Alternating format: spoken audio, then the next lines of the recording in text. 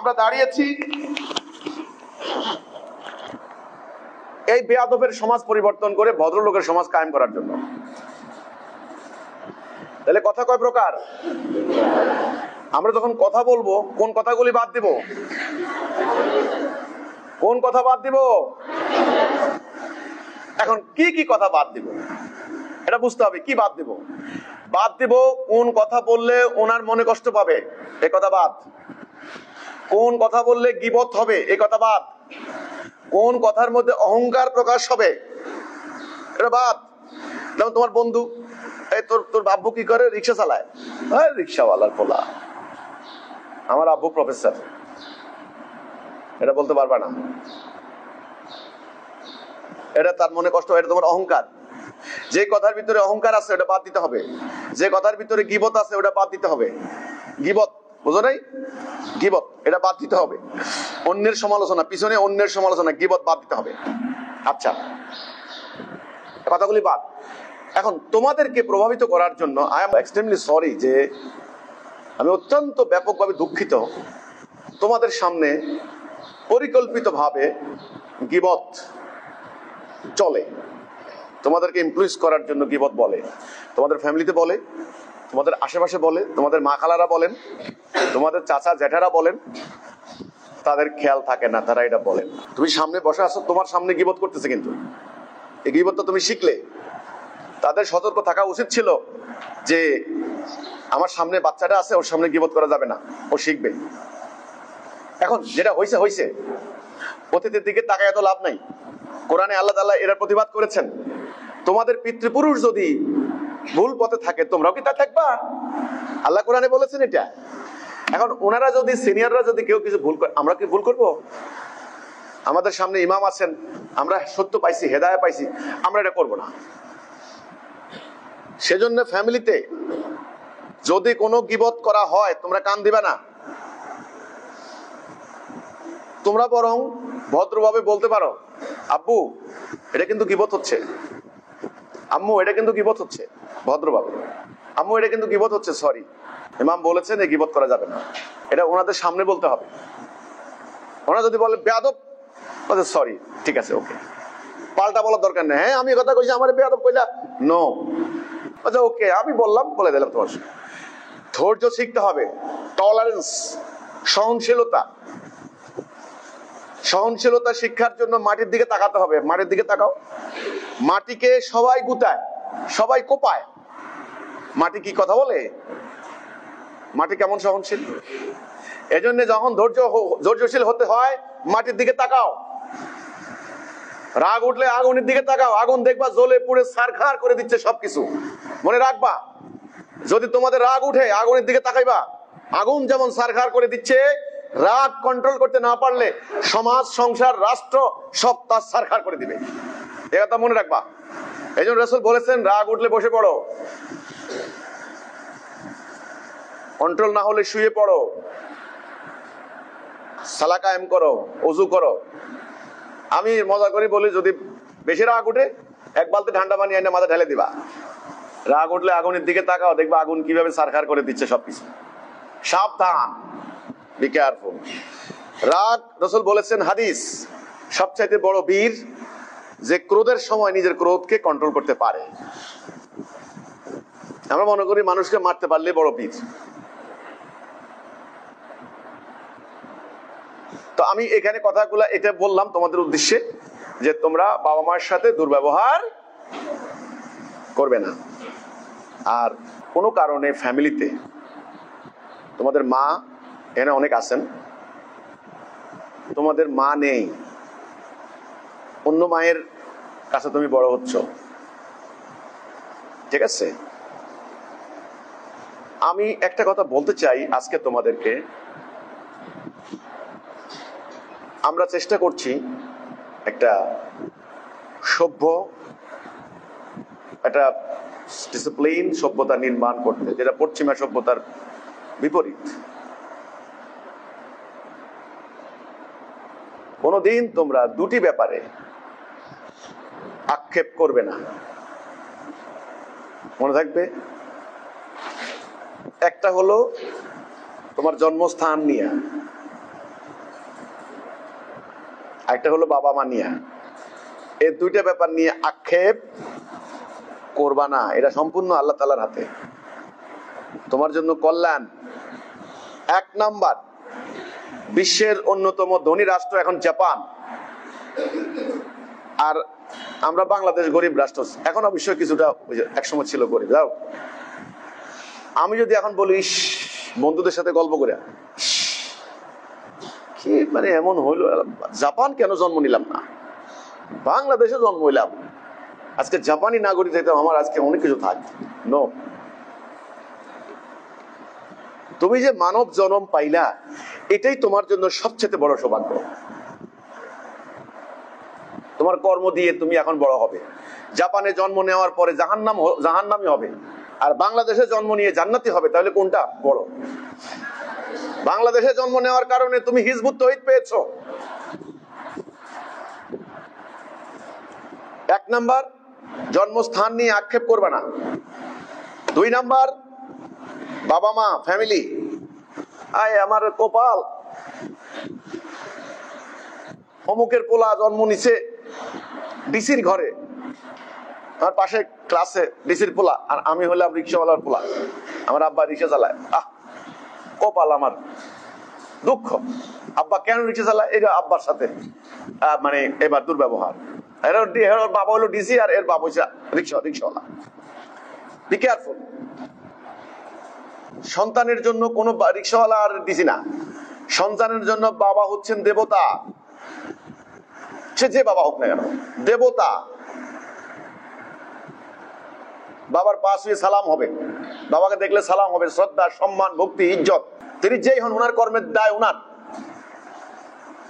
কোনো কারণে বাবার সাথে মায়ের সমস্যা হয়েছে, বাবা নাই, বাবা আসেন না, বাবা এখন শেষ, তোমার বাবাকে ভুলবা না, বায়োলজিক্যাল ফাদার ভুলবা না। কিন্তু আমি বলে দিলাম তোমাদেরকে, আজকের বরকত পাবে একদিন, কারণ ওনার দোয়া তোমার উপরে ছায়ার মতো। মেঘ অনেক উপরে, 1000 মাইল উপরে মেঘ ঘুরে, কিন্তু এই মেঘমালা তোমাকে বৃষ্টি দিয়ে যাচ্ছে, তোমাকে ছায়া দিয়ে যাচ্ছে, না হলে কসমিক রে এসে তোমাকে ধ্বংস করে দিত। ঠিক তোমার বাবার আশীর্বাদ তোমার মাথার উপরে ছায়ার মতো, মনে রাখবে। অনেকের মায়েরা বাবার সম্পর্কে কুবুদ্ধি দেয়, এই খারাপ ভণ্ড, সাবধান, বলে দিবা মাকে, আম্মু, মা, মাম্মাম, বাবা সম্পর্কে আর একটা নেগেটিভ কথা বলবা না, হি ইজ মাই ফাদার। কথা মনে থাকবে। একদিন আমার এই ক্লাসে, একদিন আমাদের এই পাশে জিজ্ঞাসা করলাম, তোমরা কোথা থেকে এসছো? বলছে আমরা তোমাদের বাবাকে, বলে বাবা নাই। এটা শুনেই আমার মাথা আগুন ধরে গেল। সঙ্গে সঙ্গে, আমি তো সাধারণত রাগি না, আমি যখন রাগি কোনো ব্যাপারে, মনে রাখবে কোনো গুরুতর ঘটনা ঘটেছে, আমি সাধারণত রাগি না। আমার ফ্যামিলির লোকেরা বিস্ময়, আন্দোলনের মধ্যে অনেকে বিস্মিত। আমার বাড়িতে লোকদেরকে জবাই করেছে, আমি রাগ করলে গ্রাম সাফা হয়ে যেত এতদিন। আমি এমন মানুষ ছিলাম, আমি যখন ভার্সিটিতে পড়ি, আমি যখন কলেজে পড়ি, প্রতিদিন 2-4টা মারামারি না করলে আমার ভাত হজম হতো না। সেই মানুষটা আজকে আমি অন্য। আমি ধৈর্য ধরতে ধরতে, সবর করতে করতে করতে করতে করতে করতে আমি সবরের চূড়ান্ত যেতে পারি নাই, কিন্তু করি, আল্লাহ বলছেন। এই জন্য কোনো ব্যাপারে আমি যখন রাগ করি, বুঝবে ঘটনা সাধারণ নয়, ঘটনা গুরুতর। ঠান্ডা মাথা জিজ্ঞাসা করবা কি হয়েছে, এত রাগ কারণ কি? রাসূলুল্লাহ যখন রাগ করতেন, বুঝতে হবে ঘটনা স্বাভাবিক নয়, ঘটনা গুরুতর, নট সিম্পল ম্যাটার। কোন ব্যাপার তোমরা এক দৃষ্টিতে দেখো, আমি যেমন এই কাগজটা তোমরা এক পাশ দেখলা, কিন্তু আমি এর 2 পাশ দেখতে পাচ্ছি। যে কোনো ঘটনার আমি বোথ সাইড দেখি। এই জন্য আমি বলি, অনেক সময় তোমাদের মায়েরা তোমাদের বাবা সম্পর্কে তোমাদের কাছে নেগেটিভ বার্তা দিয়ে থাকেন, এটা ভুল, ধ্বংসাত্মক। ওই বাচ্চাগুলি যখন বললাম তোমার বাবা কথা, বাবা নাই, আচ্ছা বাবা নাই, এ কথাটার মানে কি জঘন্য না? ওরা বুঝলো কথাটা। তো আমি বললাম, তোমরা কি ঈসা আলাইহিস সালাম নাকি বাবা ছাড়া আসছো? বেয়াদব। তখন বুঝছে ঘটনাটা কি। একথা তোমাকে কে শিক্ষা দিল? বাবা নাই। ঈসা আলাইহিস সালাম হইছো নাকি বাবা ছাড়া আসমান থেকে নামি আসছো? বাবার নাম বলো। তারপরে লজ্জা পাইয়া বাবার নাম বলবো। কে শিক্ষা দিল বাবার নাম পর্যন্ত বলতে বলতে ভুলে গেছো? কে শিক্ষা দিল? যে শিক্ষা দিয়েছে ওই শিক্ষা ওখানে রেখে দাও, এটা ভুল শিক্ষা। তোমাদের অজান্তে মেঘমালার মতো বাবার আশীর্বাদ তোমাদের মাথার উপরে, না হলে ধ্বংস হয়ে যেতা। এরকম বহুত গল্প জানি, মায়েরা বাচ্চাদের ভিতরে ভিতরে ভিতরে ক্রোধ সৃষ্টি করে দিয়েছে। বাবা সারা জীবন ধরে সন্তানের মুখ দেখতে দেয় নাই, বাবার মৃত্যুর পর দেখা গেল সন্তানের নামে কোটি কোটি টাকা ব্যাংকে ব্যালেন্স রেখে দিয়েছে, সম্পত্তি রেখে দিয়েছে বাচ্চার নামে, কিন্তু এই বাচ্চাটাকে সারা জীবন বাবার বিরুদ্ধে দাঁড় করিয়েছে।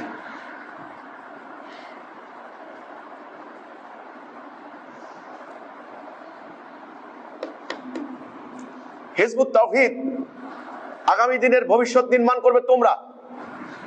একটা বাচ্চা যদি বাবার বিরুদ্ধে কোনো কথা বলো তাহলে তোমাদের খবর আছে। এবার মায়ের কথা বলি, তোমাদের মা তোমাদের জন্য দেবী। বাবা যদি কোনো কারণে মায়ের ব্যাপারে নেগেটিভ কথা বলেন, ভদ্রভাবে বলবে যে বাবা আম্মুর ব্যাপারে তোমরা বুঝো, আমি নিষ্পাপ, বাস। বাবা সংবরণ হয়ে যাবেন। বাবা বুঝবেন যে এই বাচ্চা নিয়ে, এই বাচ্চার সামনে মায়ের ব্যাপারে কিছু বলা যাবে না। অনেক সময় বাচ্চাদের কথাও কিন্তু বাবা মা শিক্ষা পায়, খালি বাবারা শিক্ষা দিবে নট নেসেসারি। অনেক সময় বাচ্চারাও কিন্তু মা ইয়ে থেকে শিক্ষা পায় না। বাচ্চারাও কিন্তু অল্প বয়সেও আল্লাহর পক্ষ থেকে অনেক জ্ঞান পেতে পারে। তাদের এমনও অনেক মহাপুরুষ আছেন অল্প বয়সে তাদের অনেক জ্ঞান আসছে তার ভিতরে, আল্লাহ অনেক জ্ঞান দিয়েছেন। বাবা, আমার আব্বা সারা জীবন আমার সাথে কত হিজবুত তাওহীদ নিয়ে দ্বন্দ্ব করেছেন। আজকে আমার আব্বা আমার পিছনে নামাজ পড়ে।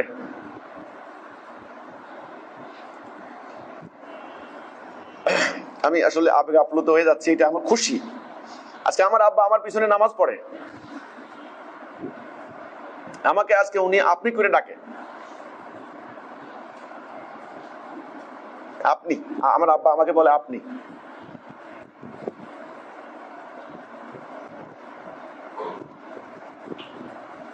এই জন্য তোমরা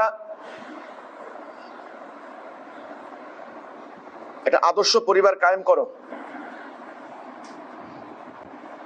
আমরা আন্দোলন করতে নামছি, আমাদের জীবন অন্য 8-10 জনের জীবন নয়, আমাদের জীবন সংগ্রামের জীবন। আমাদের জীবনের সংকট বেশি, আমাদের পরিবারের চাহিদাগুলি আমরা পূরণ করতে পারছি না। আমাদের বাচ্চাগুলি অন্যদের মতো নয়, তাদের শখ আহ্লাদ তারা পূরণ করতে পারছে না। এই সমাজের বহু স্টুডেন্ট আমি দেখেছি ঢাকা শহরে স্কুল বন্ধ হয়ে গেছে, তারা বিমানে করে বিদেশ চলে যাচ্ছে, দুবাই ঘুরতে যাচ্ছে, সিঙ্গাপুর যাচ্ছে, ইন্ডিয়া মার্কেট করতে চলে যাচ্ছে, কিন্তু আমাদের বাচ্চাগুলি ভালো একটা প্লেট খাবার খেতে পাচ্ছে না। এটা আমাদের কোরবানি। আমাদের বাবা মারা রুজি করতে পারতেন, কিন্তু তারা আল্লাহর রাস্তায় সংগ্রাম করতে করতে তারা রুজি করতে পারেননি। এই যে এখানে আমাদের জুমানের বাবা কাজী জাহিদ, উনি 4 লক্ষ টাকা বেতনে চাকরি করতেন, আজকে উনি এখানে বাজারে আমাদের আন্দোলনের কার্যক্রম করার জন্য বসে আছেন। উদাহরণ দিচ্ছি আমি, এই ধরনের অনেক বাবারা আছো, তোমাদের অনেক টাকা রুজি করতে পারতে, অনেক আয় ইনকাম করতে পারতে। আমি জানি অনেক চাকরি আছে, ভালো ভালো চাকরি ছেড়ে দিয়ে তারা আল্লাহর রাস্তায় কাজ করতে নামছে। তোমরা এই ব্যাপারটাকে বিচার বিবেচনায় নিও, তোমরা ধৈর্য ধারণ করিও, তোমরা আল্লাহর দিকে চেয়ে সহযোগিতা করিও, কারণ তোমাদের বাবা মা তোমাদের জন্য অত্যন্ত দয়াবান, অত্যন্ত ক্ষমাশীল। তারা অনেক টাকা রুজি করতে পারতো এই সমাজে, কিন্তু তারা আল্লাহর দ্বীনের কাজ করতে গিয়ে তারা রুজি করতে পারে নাই। তারা তোমাদেরকেও দিতে পারছে না, তারা অনেক কষ্টের মধ্যে আছে। এই জন্য তোমরা ফ্যামিলির মধ্যে বাবার বিরুদ্ধে অভিযোগ, মায়ের বিরুদ্ধে অভিযোগ, এটা তোমরা কখনো কান দিবা না, নিবা না, তোমরা প্রভাবিত হবে না। কখনো বাবার সাথে মায়ের সাথে বেঈমানি করবে না, করবে না, করবে না। মানুষের আত্মার বদদোয়া খুব খারাপ। প্রত্যেক বাবা চান তার সন্তানটা যেন সুন্দর হয়, তার সন্তানটা যেন শিক্ষিত হয়, তার সন্তানটা যেন ভদ্র হয়, তার সন্তানটা যেন সবার থেকে ভালো হয়, সন্তানরা যেন সবার প্রশংসা পায়। তুমি কি জানো তোমার সফলতায়, তোমার বিজয়ে সবচেয়ে খুশি হন তোমার বাবা মা? তুমি জানো এটা? তুমি জানো এটা? তুমি যদি বিজয় লাভ করো, কোথাও বিজয় লাভ করো, তোমার বাবা মা সবচেয়ে খুশি হয় যে আমার সন্তান এটা পেরেছে, আমার সন্তান এটা করেছে। এটা আমার সন্তান, কিচ্ছু না, তুমি কিচ্ছু দিবা না, কিচ্ছু আশা করে না তারা। আমি অন্তত 100% পিতা মাতার সঙ্গে কথা বলেছি, তারা কেউ তোমাদের রুজি রোজগারের আশা করে না, তোমরা তাকে রুজি করে খাওয়াই বা আশা করে না। তারা আশা করে আমার সন্তান যেন ভালো থাকে, আমার সন্তান যেন সুখে থাকে। এজন্য বিয়ে দেওয়ার সময় সবচেয়ে ভালো একটা মেয়ে দেখে, সবচেয়ে ভালো একটা ছেলে দেখে, যেন আমার সন্তানটা ভালো থাকে। বাস এটাই ওনাদের সুখ, এটাই ওনাদের আনন্দ। এই ফিলিংস, এই অনুভূতি একদিন তোমরা বুঝবে, এখন তোমরা বুঝবে না। আল্লাহ যদি তোমাদেরকে সেই জায়গায় নিয়ে যান। তা আমি আজকে এই পর্বে আমি কথা বলছি আমাদের হিজবুত তৌহিদের পরিবারগুলির মধ্যে অনেক সংকট আছে, অর্থনৈতিক সংকট, অনেক সংকট। হিজবুত তৌহিদের পরিবার, তোমরা তোমাদের পরিবারগুলিকে আশীর্বাদ মনে করিও, এটা মনে করিও যে আমি এই পরিবারে জন্ম না নিলে আমি হিজবুত তৌহিদ পাইতাম না। ঠিক আছে, মানব জীবনে দুঃখ সুখ কষ্ট থাকতেই পারে, সবার চেহারা সমান নয়, সবার রং সমান নয়, আসমানের রং সবসময় একরকম থাকে না, সূর্য সবসময় একদিকে থাকে না, কখনো পূর্বে কখনো পশ্চিমে। ঠিক তেমনি পরিবারের অবস্থা সবসময় একরকম থাকবে না। আজকে হয়তো অর্থনৈতিক কষ্টে আছে, দুঃখে আছে, কালকে আল্লাহ চাইলে সেটা পরিবর্তন হয়ে যাবে। তো কাজে এই দুইটা ব্যাপার নিয়ে দুঃখ প্রকাশ করো না।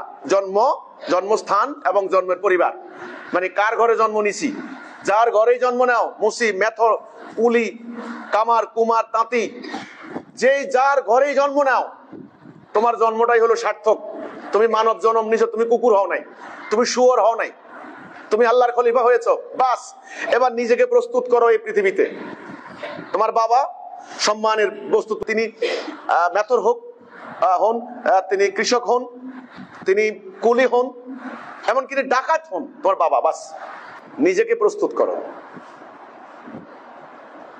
আমি এই ফ্যামিলির ব্যাপার নিয়ে কথাগুলো বললাম। আমার অনেক কথা আছে তোমাদের সাথে। তোমাদের প্রত্যেকের বাবা মা আমার সাথে কানেক্টেড। তাদের দুঃখ নিয়ে আমি সারাদিন থাকি, কাজ করি, তাদের কষ্ট নিয়ে কাজ করি। তোমাদের পেটে নিয়ে, তোমাদের অনেক ম্যাক্সিমাম বাচ্চা তোমাদের পেটে নিয়ে তোমার মা আইসা আগে আমার কাছে দোয়া চাইছেন যে ইমাম দোয়া করেন আল্লাহ যেন একটা বাচ্চা দেয়, আমি যেন আল্লাহর রাস্তায় উৎসর্গ করতে পারি। তুমি তখন তোমার মায়ের পেটে, তোমার মায়ের মাথা ধরে আমি দোয়া করে দিয়েছি আল্লাহ তোমাকে একটা বাচ্চা দেয়, সে বাচ্চা যেন আল্লাহর জন্য মুজাহিদ হয়। আজকে তুমি আমার সামনে বসে আছো, স্কুলে পড়ো, আমার স্কুলে পড়ো, অথচ তুমি তোমার মায়ের পেটে থাকা অবস্থায় আমি দোয়া করছি, সে বাচ্চা বড় হয়েছে, সে বাচ্চা আজকে আমার হাতে। তোমরা এখন আল্লাহর জন্য নিজেকে প্রস্তুত করবে। তোমার বাবা যখন বিয়ে করেননি তখন দোয়া করেছেন, তখন বলেছেন যে মাননীয় ইমাম অমুক মেয়েকে পছন্দ করেছি, দোয়া করেন ইমাম, আমি এমন একটা সংসার চাই যেন আল্লাহর রাস্তায় সংসার। তখন তুমি দুনিয়াতে আসোনি। দুনিয়াতে আসার আগেই তোমাকে নিয়ে পরিকল্পনা, দুনিয়াতে আসার আগেই তোমাকে নিয়ে প্ল্যান, দুনিয়াতে আসার আগেই তোমাকে নিয়ে দোয়া। এই যে আইমান দাঁড়াও, আইমানের বাবা মশিউর রহমান আমির, ওনার হাতে পায়ে ডান্ডা বেড়ি, প্রচন্ড শীত, ওনাদের 8 জনকে গ্রেফতার করেছে। আইমান তখন দুনিয়াতে নাই। মুন্সিগঞ্জে কারাগার, আমি প্রতিদিন ভোরবেলা যাইতাম ওনাদের জামিনের জন্য। হাতে বেড়ি, পায়ে বেড়ি, পায়ের মধ্যে ক্ষত হয়ে গেছে ওর বাবার। ওই জেলখানায় থাকা অবস্থায় তিনি আল্লাহর কাছে দোয়া করেছেন যে আল্লাহ আমাকে একটা সন্তান দাও, আমি যদি জীবিত ফিরতে পারি একটা সন্তান দাও, আমি কিছু করতে না পারলেও আমার সন্তান যেন আমার দিনের জন্য কিছু করতে পারে। এমন দোয়া করেছে, ওই অবস্থায় মুজাহিদ আল্লাহর দোয়া কবুল করছেন। জেলখানায় বাবার দোয়ার ফসল আইমান। আমি জানি তোমাদের সবাই সম্পর্কে। জেলখানা থেকে আসার পরে আমি রিসিভ করে আনলাম, সেদিন রাত আমাদের কি মহা আনন্দ, কি আনন্দ, পৃথিবীর সবচেয়ে বড় আপনজন পাইছি। সারা রাত আমরা ঘুমাই নাই, গান গাইছি, আনন্দ করছি। সকালবেলা ইমামুজ্জামানের কাছে গেছি, যে আমি বললাম আমির সাহেব মসিবা, তখন তো মসিবা আপনি কি দোয়া করছেন জেলখানায়? বলছেন আমি দোয়া করছি আল্লাহ যেন আমাকে একটা সন্তান দেয়। তোমাদের একটা আধ্যাত্মিক লিংক আছে, আল্লাহর সাথে সম্পর্ক আছে তোমাদের। তোমরা এই সমাজের কেউ নও, এই সমাজের কেউ নও। এই সমাজের এই যে পাশের বাড়ির একটা 12-14টা পোলা পাইন, আমাদেরকে আল্লাহ সন্তান দিচ্ছে না, দেখবা একটা দুইটা। আমাদের এই একটা দুইটা দেখবা আমাদের সন্তান কিন্তু বেশি না, বেশি না। এগুলা যেন হীরার টুকরা হয়। আল্লাহ তাআলা বলেছেন যে শিয়াল কুত্তার বাচ্চা দেব না, একটা দেব, সেই একটা যেন মানব জাতির জন্য বাতি হয়। আমি যখন আমাদের মেঘদাদ যখন পেটে, তখন আমি জেলখানায়, আমাকে জেলে নিয়ে গেছে আমার সাথে 5 জন। 2003 সালের ঘটনা, 3 না 2 এর বোধহয় ঘটনা, 3 এর সালটা ভুলে গেছি।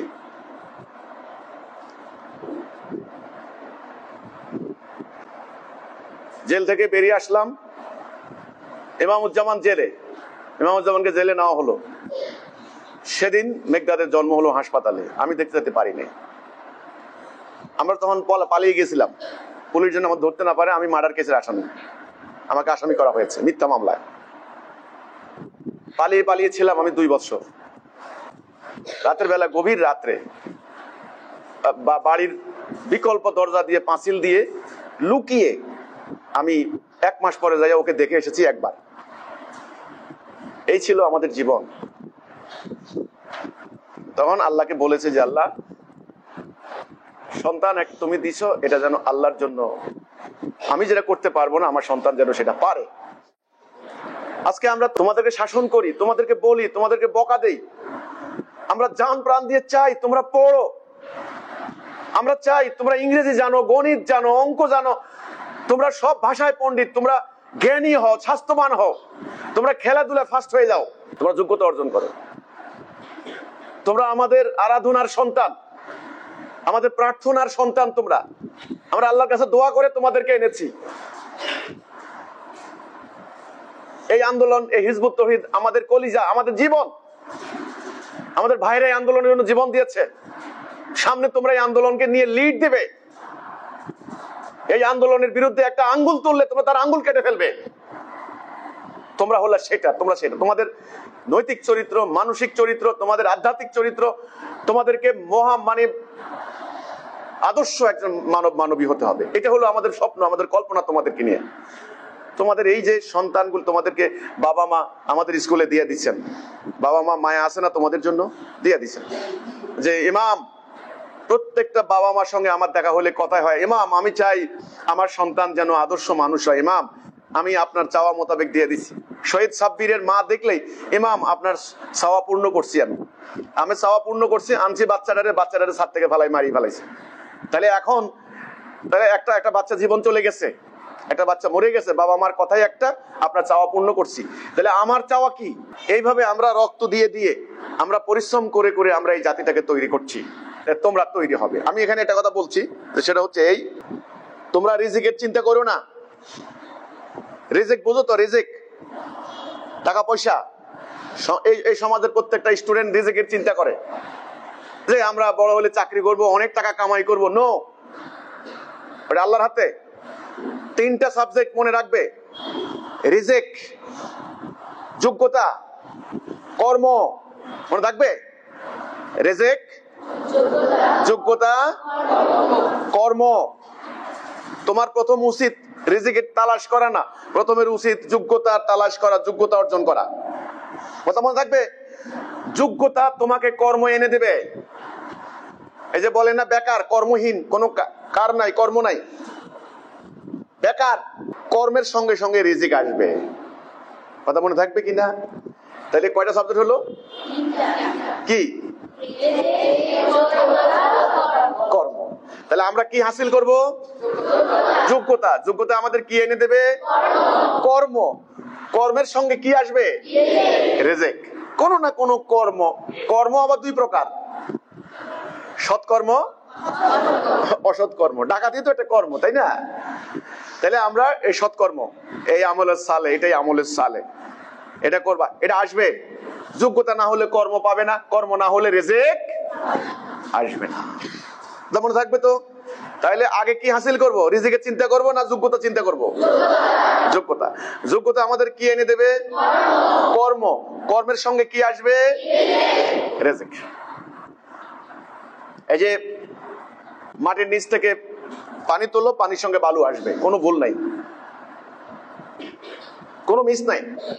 তোমরা ছুটিতে যাবে, বাড়িতে যাবে, আমি এই প্রসঙ্গে এবার চলে আসলাম। বাড়িতে গিয়ে তোমরা কি করবে? এই বন্ধের সময়গুলিতে কি করবে? আল্লাহ আল্লাহ করে মোবাইল ফোন আর ল্যাপটপ পাইছি না, এটা করবে না। আমি বলি ডিভাইস আসক্তি, এটা কিন্তু খুব ক্ষতিকর। দরকার নেই তোমাদের, আমি মনে করি না এটা খুব দরকার, তোমাদের প্রয়োজন নাই। জীবনটাকে ইচ্ছা করলে ফান ফুর্তি করে কাটাই দিতে পারো, জীবন কিন্তু চলে যাবে। Every second, every moment, every minute তোমাদের জন্য most important. Limited time, time কিন্তু কি লিমিটেড। থার্ড ব্র্যাকেটের মতো, থার্ড ব্র্যাকেট বুঝো তো নাকি? ব্র্যাকেট কয়টা আছে? ওকে, থার্ড ব্র্যাকেটের মতো জীবন আটকানো, শুরু শেষ।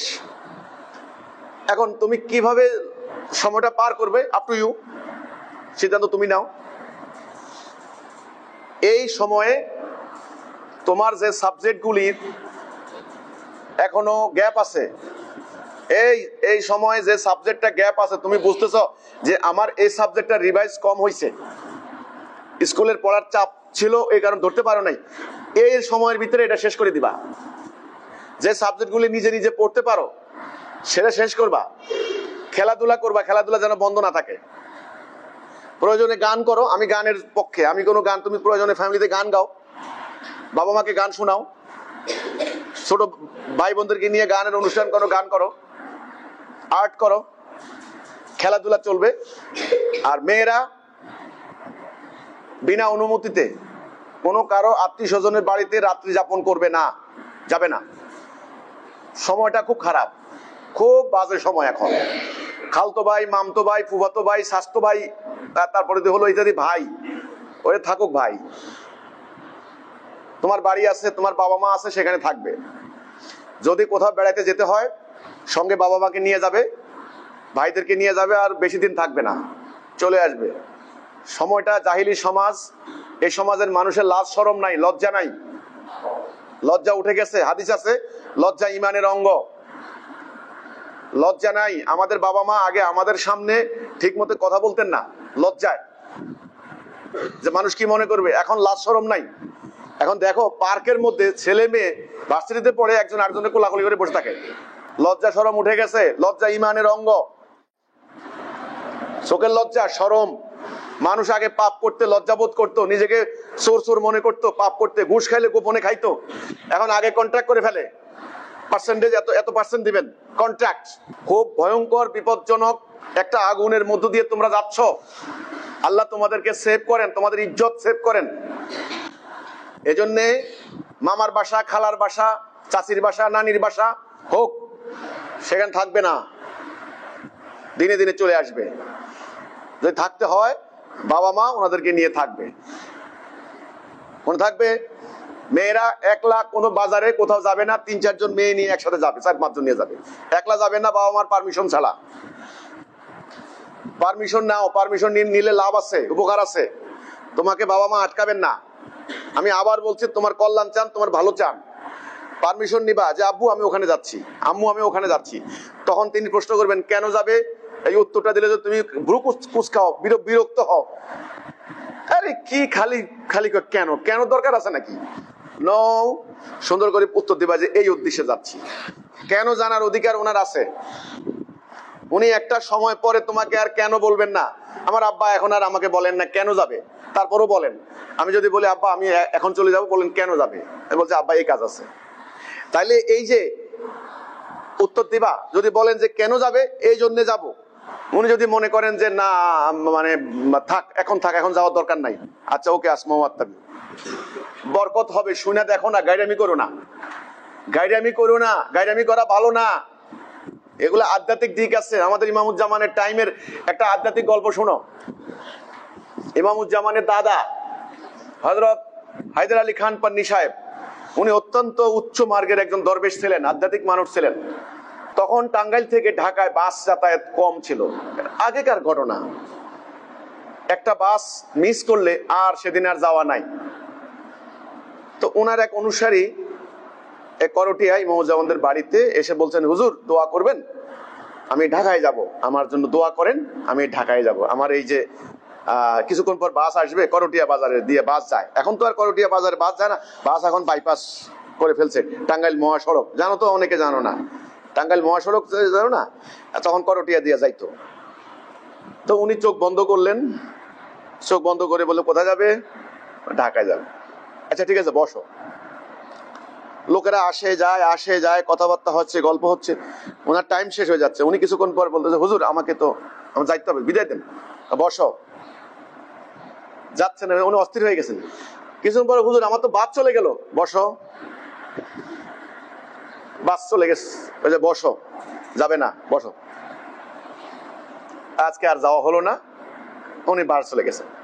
পরের দিন শুনলেন যেই বাসটা যাওয়ার কথা ওইটা অ্যাক্সিডেন্ট হয়েছে, বহুত লোক মারা গেছে। এটা মারাত্মক।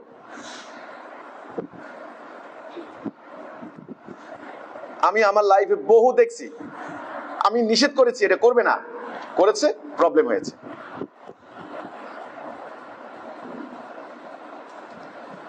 নিষেধ শুনবা, এতে তোমার কোনো ক্ষতি হবে না।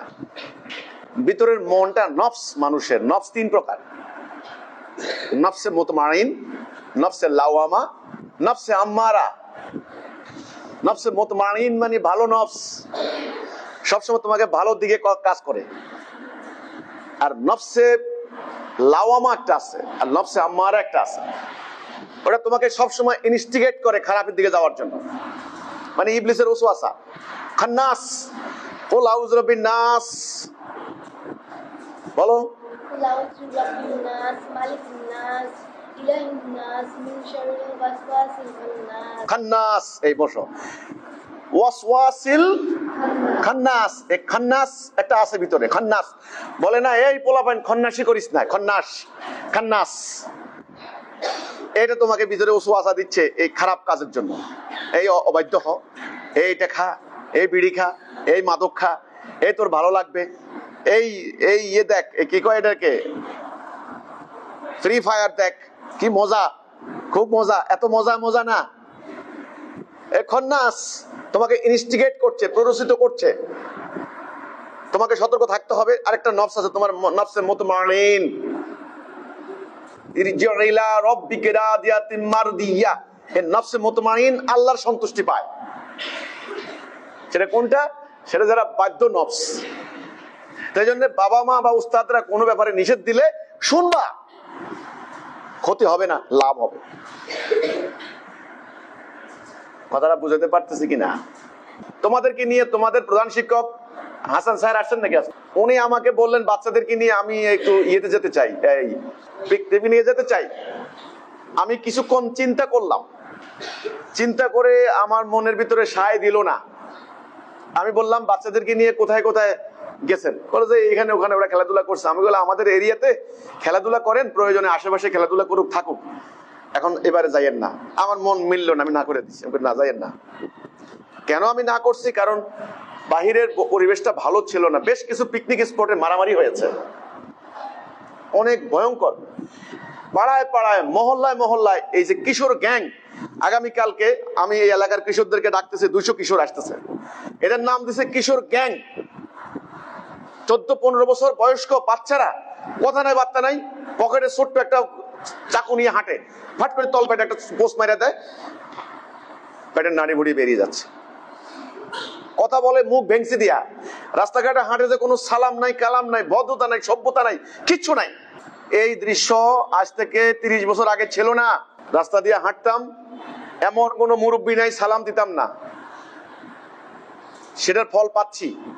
এখন রাস্তা দিয়ে হাঁটছি, জিজ্ঞাসা করো আমার সাথে যারা হাঁটে, জিজ্ঞাসা করো 80 বছরের বুড়া পর্যন্ত আগে সালাম দিবে, আসসালামু আলাইকুম চাচা কখন আসছেন, আমাকে সালাম দিচ্ছে। এটা ফিডব্যাক। ছোটবেলায় আচরণ করছি, এখন তারা আমাকে সালাম দিচ্ছে। কিন্তু এই সভ্যতা তোমাদেরকে ধ্বংস করে দিয়েছে। ভদ্রতা, সভ্যতা, বিনয়, হাম্বলনেস, মডেস্টি কিচ্ছু নাই,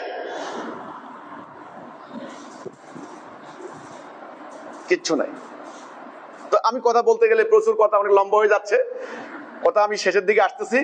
ছুটি নিয়ে বাড়িতে যাই কি করবা শুধু এটুকু বলে দিই, বাড়িতে যাই ইচ্ছা করলে তুমি নষ্ট করে দিতে পারো সময়। হ্যাঁ, মাকে তোমরা আবেদন করো, করে মাকে কমান্ড করবা না, সাবধান, মাকে আবেদন করতে হয় বরাবর। মা জননী, বিষয় হচ্ছে এই যে যথাবিহিত সম্মান প্রদর্শন পূর্বক নিবেদন, এই যে আমি একটু পিন্নি খেতে চাই, দয়া করে যদি আমাকে পিন্নি খেতে দিন, তাহলে আমি বাধিত থাকবো, চিরকৃতজ্ঞ থাকবো। আমি আপনার বাধ্য সন্তান হিসাবে সারা জীবন আপনার সেবা করে যাব। দরখাস্ত দিবা, খালি কাগজে লিখলেই দরখাস্ত হয় না, মুখে দরখাস্ত হয় না, হয় না। এই সম্পর্ক সৃষ্টি করো, রিলেশন বিল্ড আপ করো, দেখবা ওনারা বুঝবেন যে আমাদের সন্তানগুলি চাষিরাট নুরুল উচ্চ বিদ্যালয়ে পড়ালেখা করে, আর আজকে অন্য হয়ে গেছে, অন্য মানুষ। তাদের কলিজাটা বাদ রাখবে, কলিজাটা কাইটা দিবে তোমাদের জন্য, দেখবা তোমাদের ব্যবহার, কলিজা খাওয়াই দিবে, কলিজা বাইটা দিবে যে খাও বাবা। সমাজে শোনো, শিক্ষিত হচ্ছে কিন্তু জানোয়ার হচ্ছে। আমি শিক্ষিত জানোয়ার চাই না, শিক্ষিত হচ্ছে কুকুর হচ্ছে, কুকুরের মতো মানুষের সঙ্গে ব্যবহার করে, শুয়োর হচ্ছে। আমি এই শুয়োর চাই না, আমি চাই আল্লাহর খলিফা, আল্লাহকে ভালোবাসবে। তোমরা জমিনে হেঁটে যাবে, জমিন তোমাদের জন্য দোয়া করবে, সালাম পাঠাবে, বৃক্ষরাজি তোমাদের জন্য আশীর্বাদ করবে যে আল্লাহর এই প্রিয় বান্দা, এই ভবিষ্যতে তারকারা যাচ্ছে এই জাতির মুক্তির পথ দেখানোর জন্য। এই বন্ধের দিনগুলিতে তোমরা ফ্যামিলির মাকে সহযোগিতা করবে, বাবাকে সহযোগিতা করবে। আর ঈদের পত্রিকা বিক্রি, ঈদের পত্রিকা বিক্রিতে অংশগ্রহণ করবে। মেয়েরা একলা যাবে না, তোমরা একেবারে দল বেঁধে যাবে, দল বেঁধে বড়দের সঙ্গে থাকবে। আর সেখানে স্কুলের তোমার আইডি কার্ডটা থাকতেও পারে, নাও থাকতে পারে, সমস্যা নেই, দল বেঁধে যাবে। সোজা কথা, তোমরা দল বেঁধে যাবে। কোথাও কোনো ঝগড়া সৃষ্টি হলে ঝগড়া নিজেরা ঝগড়া করার দরকার নাই, আর তোমরা ছোট মানুষ, ঝগড়া অ্যাভয়েড করার চেষ্টা করবে। আর ছেলেদের কথা হলো তোমরাও মানে বালাগে অংশগ্রহণ করবে, আর ফ্যামিলির কিছু কাজে মাকে সহযোগিতা করবে। একটা কথা বলি, বাবার কাজ, বাবা যেটা চান, অনেক সময় বাবারা চান যে আমার কাজটা আমার সন্তান বুঝুক, চেষ্টা করবে আস্তে আস্তে বাবার কাজটা বুঝে নিতে। এটা একেবারেই প্রাকৃতিক, একেবারেই প্রাকৃতিক। মা চান মেয়েটাকে সংসারের কাজটা বুঝাই দিতে, মা থেকে বুঝাই নিবা। মেয়েরা সংসারটা আসলে প্র্যাকটিক্যাল লাইফ। তুমি একেবারে, আমি বহু মেয়ের সঙ্গে কথা বলেছি, সচিবালয়ের উনি একশো ম্যাজিস্ট্রেট ছিলেন, ধরেন কোনো একজন মেয়ে ম্যাজিস্ট্রেট ছিলেন, কোনো একজন একসময় ডিসি হয়েছেন, এখন সচিবালয়ে আছেন, উদাহরণ দিচ্ছি আমি। এরকম বহু লোকের সাথে আমার কথা হয়েছে। তা আমাকে বলেছে, ভাই আসলে আমি ডিসি হয়েছি ভালো কথা, কিন্তু আমার সংসারের কাজ আমাকে করতে হয়েছে, আমার বাচ্চাদের জন্য রুটি আমাকে বানাতে হয়েছে, আমার স্বামীর জন্য আসলে আমাকেই কিন্তু নাস্তা তৈরি করতে হয়েছে, আমাকেই ভাতটা রান্না করতে হয়েছে। তো সংসারটাকে গুছানো, সংসারের জিনিসপত্রগুলি গুছানো অনেক ব্যাপার, অনেক, এটা কিন্তু একটা ট্রেনিং এর ব্যাপার আছে, এটা কিন্তু একটা আর্টের ব্যাপার আছে। কিন্তু এই যে খাবার টেবিলে খাদ্য পরিবেশন, এটা কিন্তু একটা আর্টের ব্যাপার আছে। আগে কোনটা দিবে, পরে কোনটা দিবে, কিভাবে দিবে, চামচটা কিভাবে দিবে, এটাও কিন্তু একটা বিরাট একটা আর্টের ব্যাপার আছে। সেজন্য আমার কথা হলো, মেয়েরা তোমরা নিজেরা উদ্যোগী হয়ে তোমাদের মায়ের সঙ্গে সঙ্গে সংসারের কাজগুলি শিখে নেবে, এটা তোমাদের অর্জন। এই অর্জনটা তুমি যদি করতে পারো, তুমি যদি 10টা আইটেম বেশি রান্না করতে পারো, তোমার গুণ। আমরা বিভিন্ন শাখায় আমরা বোনদেরকে যখন ডাকি যে রান্না করতে পারো কে, কিছু মেয়ে আছে দাঁড়িয়ে থাকে সোজা তাল গাছের মতো, আমরা কিছু পারি না। এরা খুব ভালো চোখে দেখে না কিন্তু আমিররা, যিনি বলেন আমি পারি আমির, তার সম্মান আছে বেশি। এই দুনিয়াতে যত পারো তত তোমার কোয়ালিটি, যত পারো। একটা লোক সাইকেল চালাতে পারে, মোটর সাইকেল চালাতে পারে, গাড়ি চালাতে পারে, বিমান চালাতে পারে, হেলিকপ্টার, এটা তার গুণ। আর যদি বলে আমি পারি না, কিছুই পারি না, ডিমবাজিও করতে পারি না, আসলে এটা কোনো গুণ নয়। তো এই জন্য এই বন্ধের সময়গুলিতে মেয়েরা কি করবে, মাকে ঘরের কাজে সাহায্য করবে, ফ্যামিলির কিছু কার্যক্রম শিখে নেবে, পুষ্টি সংক্রান্ত বই পড়বে। মেয়েরা পুষ্টি সংক্রান্ত বই আছে বাজারে, স্যার আপনারা ওদের জন্য কিছু একটু পুষ্টি সংক্রান্ত কিছু বই দেওয়া দরকার ওদেরকে। একটা মেয়ের পুষ্টি জ্ঞান কতটা জরুরি, আমাকে মাঝে মধ্যে কিছু কিছু বাচ্চা এনে দেয় আমাকে, ইমাম দোয়া করেন, বিশ্বাস করো শরীরে কিচ্ছু নাই। আমি বললাম কি ব্যাপার, ইমাম খায় না, নো, তার মা দায়ী, মা ঠিক মতো খাওয়াইতে পারেন না, তার পুষ্টি জ্ঞান নাই। কিভাবে বাচ্চাকে ফিট করে তো জানেন না। এজন্যে জীবন কেবল এখানে নয়, জীবন অনেক অনেক কিছু তোমাদেরকে জীবনে হাসিল করতে হবে। সেজন্য এই বন্ধের সময়গুলিতে অনর্থক অপ্রয়োজনীয় না কাটিয়ে আমি যে কথাগুলি বললাম সেগুলি করবে। আর 5 ওয়াক্ত সালাহ করার জন্য কি ঘুম তো মজার জিনিস, সবচেয়ে মজার জিনিস ঘুম না? হায় হায় মজা, পড়ালেখা করে আসছি, স্কুল বন্ধ, দেখ ঘুম এবার 14-15 ঘন্টা, কোনো কথা নাই। এইবার বাবা ডাকেন, মা ডাকেন, এই অমুক উঠ উঠ উঠ, ঘুমাও, আমি না করি না, ঘুমাও, কিন্তু অতিরিক্ত ঘুম খারাপ। আফ্রিকার জঙ্গলে একটা প্রাণী আছে, নামটা আমি ভুলে গেছি, ওটা নাকি ঘুমাইতে ঘুমাইতে মারা যায়। হ্যাঁ, আন্দাজি স্লথ কইও না, আমি তো কি কথা কইতেছি আগে বুঝার চেষ্টা করিও। সে ঘুমায় না, ঘুমাইতে ঘুমাইতে ঘুমাইতে ঘুমাইতে মারা যায়, আর সে জাগতে পারে না। মানে এমন ঘুমের ঘরে চলে যায়, আর সে উঠতে পারে, মারা যায়, ঘুমাইতে ঘুমাইতে মারা যায়। এই জন্য মানুষ অতিরিক্ত ঘুমালে মারা যায়। ঘুমাবা না, 6 ঘন্টা 7 ঘন্টা 8 ঘন্টা বা যা যা শরীরের ডিমান্ড। ঘুম শেষ, সালা করবা, আর যে কোরআন তেলাওয়াত গুলো করে দিছে শেষ করে দিবা। আর বইয়ের যে অংশটুকু তোমার পড়ার এখনো হয় নাই সেটা শেষ করে নিবা। খেলাধুলা করবা, ফ্যামিলির কাজগুলো করবা, বাবার কাজটা বুঝে নিবা। বাবা তোমাকে কি কাজ বুঝাইতে চান? যেমন ধরো একজন বাবা, উনি দোকানদারি করেন, ব্যবসা করেন, ওনার ব্যবসাটা তোমার ফ্যামিলির আয়ের উৎস। উনি চান আমার সন্তানটা আমার ব্যবসা কিছুটা বুঝুক। যাইবা, যাই 2 ঘন্টা বাবাকে সময় দিবা, যে আব্বু আমি আপনার ব্যবসা সময় দেবো। উনি খুশি হবেন, উনি খুশি হবেন, তোমাকে বুঝাবেন। কোন বাবা আছে ব্যবসা করেন না, অন্য কাজ করেন, তুমি চান যে আমার সন্তানটা আমার কাজটা বুঝুক। এই জন্য বাবার সঙ্গে সঙ্গে ঘুরবা, কখনো কখনো বাবার পিছিয়ে পিছিয়ে ঘুরবা, যাইবা বাবা কি করেন কি দেখেন। এগুলি কি জানো? এগুলি পরবর্তীতে তোমার প্রস্তুতি। দিল্লির সুলতান ইলতুৎমিশের 4টা সন্তান, 4টা নিয়ে 3টা ছেলে ছিল, একটা মেয়ে, মেয়ের নাম সুলতানা রাজিয়া। ছেলেগুলা তাহলে বাবার সাম্রাজ্য এত বড়, দিল্লির সালতানাত, দিল্লির সুলতান ইলতুৎমিশ, উনি দেখছেন ওনার ছেলেরা মদ নিয়ে পড়ে আছে, ফালতু মানে হ্যারেম খানায় পড়ে আছে, হ্যারেমে পড়ে আছে, মানে আড্ডা, লেখাপড়া নাই, খুব একটা মানে অযোগ্য অদক্ষ। কিন্তু মেয়েটা কি করলো? সেনাবাহিনীতে ট্রেনিং নিল, যোগ্য হলো, মানুষের সঙ্গে মিশলো, তার কন্ট্রোল করার ক্যাপাসিটি হলো। তিনি ইন্তেকালের আগে মেয়েকে ডাকলেন, মেয়েকে বললেন আমি আমার ইন্তেকালের পর, ছেলেরা আশা করে বসে আছে যে বাবার মরার পরে আমরা সুলতান হব। কিন্তু বাবা কি করলেন? সুলতানা রাজিয়া ওনাকে ডাকলেন, ডেকে বললেন যে তুমি এই দিল্লির সালতানাত চালাইবা, তখন থেকে সুলতানা। তো এই হচ্ছে কথা। ছুটিকালীন এভাবে সময়টা যাবে, ঈদের সময় পত্রিকা বিক্রি করতে হবে, ঠিক আছে কথাটা? এই আর মেয়েরা ছুটি পাইছো, আত্মীয় স্বজনের বাড়িতে বেড়ানো নিষিদ্ধ নয়। এই আমি বন্ধ করছি, বন্ধ করলে যে নিষিদ্ধ নয়, যাবে কিন্তু থাকবে না, থাকবে কিন্তু বাপ মার সঙ্গে থাকতে হবে, ঠিক আছে? আজকের এটুকু আলোচনা থাকুক। শেষ কথা বলে দিচ্ছি, তোমাদেরকে নিয়ে আল্লাহ তাআলার একটা পরিকল্পনা আছে, তোমাদেরকে নিয়ে আমাদের একটা পরিকল্পনা আছে, তোমাদেরকে নিয়ে বাবা মার একটা পরিকল্পনা আছে। অনেক স্বপ্ন, তোমরা বড় হবে, যোগ্যতা অর্জন করবে, জ্ঞানে, বিজ্ঞানে, প্রযুক্তিতে, স্বাস্থ্য, মানসিক সুস্থতায়, ভদ্রতায়, সভ্যতায়, বিনয়, ব্যবহারে, পরিষ্কার পরিচ্ছন্নতায়, শৃঙ্খলায়, আনুগত্যে, সকল দিক থেকে তোমরা হবে একটা আদর্শ মানুষ। আগামী দিনের এই বিশ্বকে লিড দেওয়ার মতো যোগ্যতা সম্পন্ন মানুষ নাই। আমি আবার বলছি, উচ্চশিক্ষিত হচ্ছে কিন্তু স্বার্থপর, এই উচ্চশিক্ষার দাম নাই। কথা বুঝছো?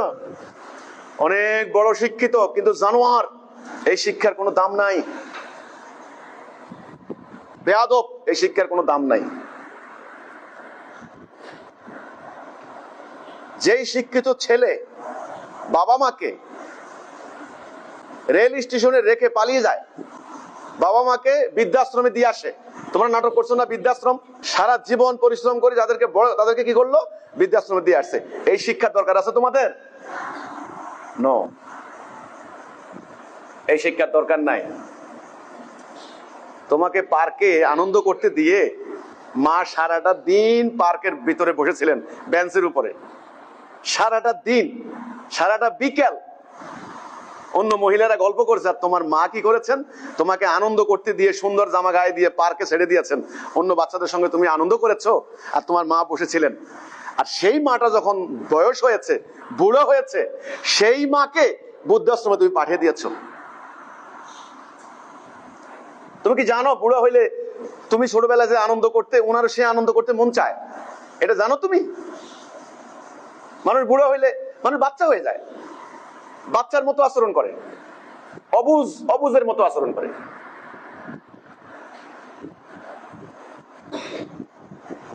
তো সেদিন এই কথাগুলো আমি বলবো তোমাদেরকে। আমার কথাগুলো এইটুকু, তোমরা একটা সুন্দর পারিবারিক ডিসিপ্লিন, একটা পারিবারিক কাঠামো তৈরি করবে তো নাকি? আর আমাদের স্কুল, এই স্কুলের ভবিষ্যৎ তোমাদের উপর নির্ভর করছে। এই স্কুলের সুনাম সুখ্যাতি, এই স্কুলের বদনামও সেটা তোমাদের উপর। আমরা অত্যন্ত খুশি হয়েছি, আলহামদুলিল্লাহ। আল্লাহ তোমাদেরকে যোগ্যতা দান করুক। তোমরা মানে ফার্স্ট হয়েছ, ওই যে আইমান রচনা প্রতিযোগিতায় মানে পুরস্কার পেয়েছে, এতে আমরা খুশি হয়েছি। এই যে মেঘদাদ ইয়েতে অ্যাটেন্ড করলা কি ম্যারাথনে, এটা আমরা খুশি হয়েছি। কথা হচ্ছে কি, তোমাদের সাফল্য, তোমাদের এখান থেকে যদি 100% পাস করো, ভালো ভালো প্রতিষ্ঠানের চান্স পাও, আমাদের গৌরব, আমাদের খুশি, আমাদের আনন্দ। তোমরা স্যারদেরকে কোনোদিন আইসা বসে বসে খাওয়াইবা না। স্যাররা এটুকুই খুশি যে আমার এই সন্তানটা, আমার এই বাবা মা জন্ম দিয়েছেন, জন্মদাতা পিতা মাতা, কিন্তু শিক্ষকরা হচ্ছে জ্ঞানদাতা পিতা, আলো দানকারী পিতা। শিক্ষকরাও পিতা, এক ধরনের পিতা, বাবা। কাজেই তোমাদেরকে নিয়ে আমার কল্পনা, আমাদের স্বপ্ন, আমাদের সমস্ত কিছু তোমাদেরকে নিয়ে। তো তোমরা ইনশাল্লাহ আমাদের স্বপ্ন বাস্তবায়ন করবে তো নাকি? তা আমি তোমাদের জন্য আল্লাহর কাছে খাস করে দোয়া করব, আল্লাহ যেন তোমাদেরকে সহি সালামতে রাখে, আল্লাহ যেন তোমাদেরকে হেফাজতে রাখে। আরেকটা কথা, এই আঙিনায়, আঙিনা বলতে এইটা ওইটা আমাদের এই স্কুল, তোমরা সবাই কিন্তু ভাই বোন, ভাই বোন, তোমরা কিন্তু এই হচ্ছে তোমাদের সম্পর্ক। অন্য কোনো সম্পর্কের চিন্তা করা নিষিদ্ধ, বেআইনি, হারাম, করতে পারবে না কেউ। যদি অন্য কোনো চিন্তা করো, খারাপ চিন্তা, বাজে চিন্তা, তাহলে তোমাদের পরিবেশ নষ্ট হবে, তোমাদের দ্বারা আইন কঠোর হবে, তোমাদেরকে আমরা কঠিন কঠিন আইনের মধ্যে রাখবো, তোমাদের জন্য কঠিন হয়ে যাবে, কষ্ট হয়ে যাবে। ইনশাল্লাহ যথাসময়ে, যখন সময় হবে, তোমাদের জীবন নিয়ে যথাসময় যথা সিদ্ধান্ত আল্লাহর পক্ষ থেকে চলে আসবে। তোমরা এটা চিন্তা করার কোনো দরকার নেই। ঠিক আছে কথাটা? এই হচ্ছে আমার কথাটা। ঠিক আছে, আল্লাহ ভরসা। তো আল্লাহ তোমাদেরকে হেফাজতে রাখে, সহি সালামতে রাখে। আমি আল্লাহর কাছে দোয়া করি, আল্লাহুম্মা আমিন। রব্বানা যালামনা আনফুসানা ওয়া ইল্লাম তাগফির লানা ওয়া তারহামনা লানাকুনান্না মিনাল খাসিরিন। আয় আল্লাহ রব্বুল আলামিন, আমাদের সমস্ত গুনাহ ক্ষমা করে দাও আল্লাহ। আল্লাহ, আমাদের ভবিষ্যৎ প্রজন্ম, এই বাচ্চাগুলি আল্লাহ, তারা আজকে স্কুলে ভর্তি হয়েছে, আল্লাহ তাদেরকে সুস্থতা দান করো আল্লাহ, তাদেরকে হায়াতে তাইয়্যিবা দান করো আল্লাহ। আল্লাহ, এই বাচ্চাগুলি তারা যেন শারীরিকভাবে সুস্থ থাকে, মানসিকভাবে স্থির থাকে, তাদের আত্মা যেন পবিত্র থাকে। আল্লাহ রাব্বুল আলামিন, আমাদের এই বাচ্চাদেরকে তুমি সহি সালামতে তোমার হেফাজতে রাখো আল্লাহ। আল্লাহ রাব্বুল আলামিন, ওরা যেন ওদের এই শিক্ষাকে, এই জ্ঞানকে আগামী দিনে জাতির কল্যাণে কাজে লাগাতে পারে, তাদেরকে সেই হিম্মত দাও আল্লাহ। আল্লাহ, এই বাচ্চাগুলি যেন তোমার খেলাফত করতে পারে, বড় হয়ে তারা যেন সুনাগরিক হতে পারে, সেই তৌফিক দাও আল্লাহ। তাদের বাবা মায়ের, শিক্ষকের, আন্দোলনের, ইমামের, আমিরদের স্বপ্ন তারা যেন বাস্তবায়ন করতে পারে আল্লাহ, সেই তৌফিক দাও। চারদিকে হানাহানি, জাহিলিয়াত, অশ্লীলতা, বেহায়াপনা, মিথ্যা, এই চারদিকে মিথ্যা জালিয়াতির ভিতরে এই সন্তানগুলি যেন নিরাপদে নিশ্চিন্তে বড় হতে পারে আল্লাহ, তুমি তাদেরকে হেফাজত করিও আল্লাহ। আল্লাহ, মোমেন হিসেবে সবাইকে কবুল করো আল্লাহ। সুবহান রাব্বিকা রব্বিল ইজ্জাতি আম্মা ইয়াসিফুন ওয়া সালামুন আলাল মুরসালিন ওয়ালহামদুলিল্লাহি রাব্বিল আলামিন বিহাক্কি কালিমাত তাইয়্যিবা লা ইলাহা ইল্লাল্লাহ ওয়া মুহাম্মাদান আবদুহু ওয়া রাসূলুহু সাল্লাল্লাহু আলাইহি ওয়া সাল্লাম তাসলিমা। আল্লাহুম্মা আমিন।